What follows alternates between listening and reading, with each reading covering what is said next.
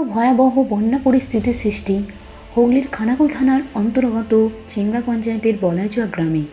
গত বন্যায় ভেঙে গিয়েছিল প্রায় 100 মিটারের মতো বাঁধ। সেই বাঁধ মেরামতি না হওয়ার কারণে সেই বাঁধ থেকে বড় জল ঢুকে প্রায় বিঘার পর বিঘা জমি জলের তলায় চলে গেছে। চাষিরা ক্ষতির আশঙ্কার মুখে, চাষিদের মাথায় হাত পড়ে গিয়েছে।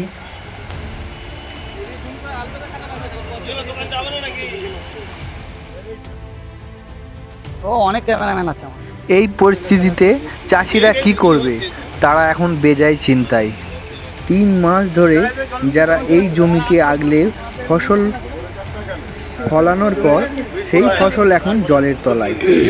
হয়তো তাদের কিছু করার নেই।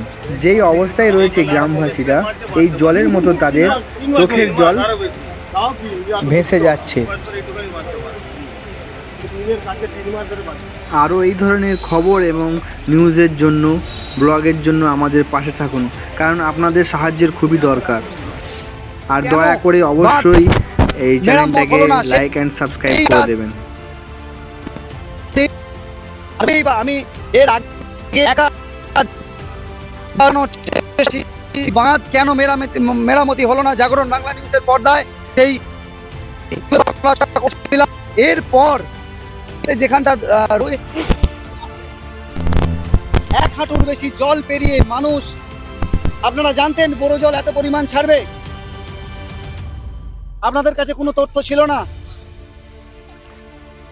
বন্যার 6 মাস কেটে যাওয়ার পর কেন বাঁধ বাঁধা হলো না? কি বলবেন? দেখুন এই দিকে আমার